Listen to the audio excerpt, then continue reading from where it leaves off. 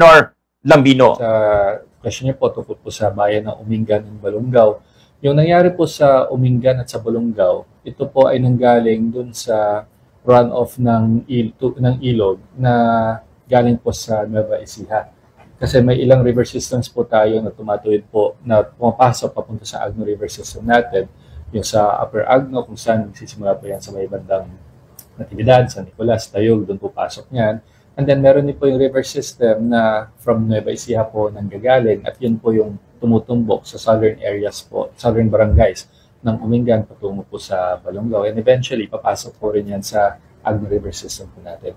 So yung ulan po na dala nung galing sa Nueva Ecija, yun po yung nagdulot ng tubig affecting about 40 barangays out of 58 sa bayan po ng Umingan, and I think around 10 barangays of Balongaw if I have the statistics correctly.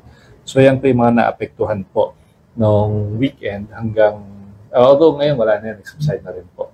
Ang binabantayan po natin ngayon, tulad po nung nangyari a few years back, ay yung pagbaba na ng tubig from the Upper Agno, kung saan ito po ay papasok sa Norusay, Sinukalan River system po natin, at makikita po natin, based po sa latest update ng DRRM kanina umaga, yung Marusay River po ay nasa critical level na po, 8.5 feet kanina umaga, which is above the critical level of 8 feet. Ang Kamiling River, na siyang nagsusupply din po dito sa Lower Agno, patungo sa mga taram, ay nasa 6 meters po. So papalapit, mas mataas na po siya sa normal level of 5 meters. Yung ibang river systems po natin, like the Sinukalan, sa Santa Barbara, Ambod, Balingkaging, yung Banyaga River, mababa na po sila. They're below the critical, even slightly above the normal levels, but they're way below the critical level. So binahintay na po natin ngayon ay yung mga runoff from the Upper Agno River system. So binabandayan po natin ay Calasiao, yung mga low-lying barangays dyan. Last night, may 2 barangay po na affected. Kanina umaga po, ang reported po sa Calasiao ay, I think there are around 10 barangays, 1, 2, 3, 4, 5, 6, 7, 8 barangays that are affected this morning. Binabandayan din po natin yung takbo ng tubig na yan patungo sa Pantal River of Dagupan, which is also experiencing floodings din po right now. So yan po yung natural flow ng tubig galing sa Upper Agno River. Dito po sa 2nd District, yung galing po sa Kamiling, binabantayan po kung magkakaroon ng surge of water from the Kamiling River. Ang maapektuhan naman yan kung sakali would be, of course, the municipalities of Mangataram, Aguilar, heading north towards Bugalyang. Eventually, lalabas ulit dito sa Limahong Channel. So as of today, yan po yung ating binabantayan na river systems. Mukhang very positive naman po yung ating projections for dito po sa Lower Agno River. Yung galing po sa Kamiling, pababa na po yung tubig.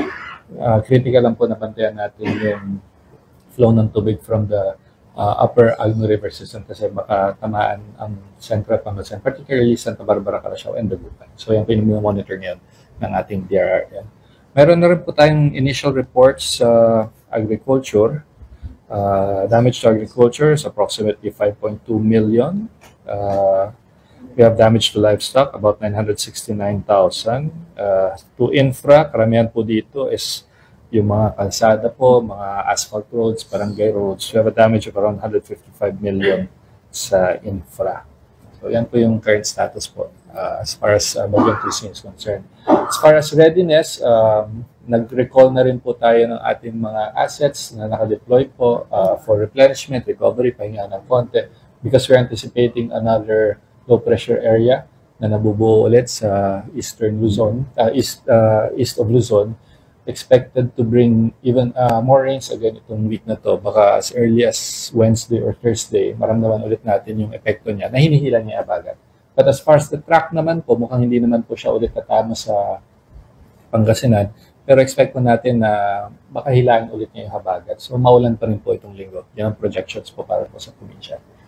There are no reports of any fatalities. Some minor injuries, mga nasugat lang sa baha. But as far as fatalities are concerned, wala naman pong reports. There are damage to livestock. Yun po yung mga damages po natin. But as far as fatalities or any incidents involving flooding, flash floods, or wala pa naman po heavily affected on human lives. There are incidences or there are reports of families who were brought to evacuation centers temporarily, particularly po sa Bugalyon at saka Dagupan. Pero konti lang po, 3 or 4 families total lang naman po. And then nakabalik na rin po sila. Halo po yan. Karamihan po palay dahil may mga bagong tanim po na mga nalunod. Pero meron din po mga reports na may ilang mga high-value crops din po na naapektuhan. Particularly po sa Central Pangasinan, sibuyas, na naapektuhan. We'll have a bigger picture after mag-update po ng Provincial Agricultural Office ngayong araw na ito.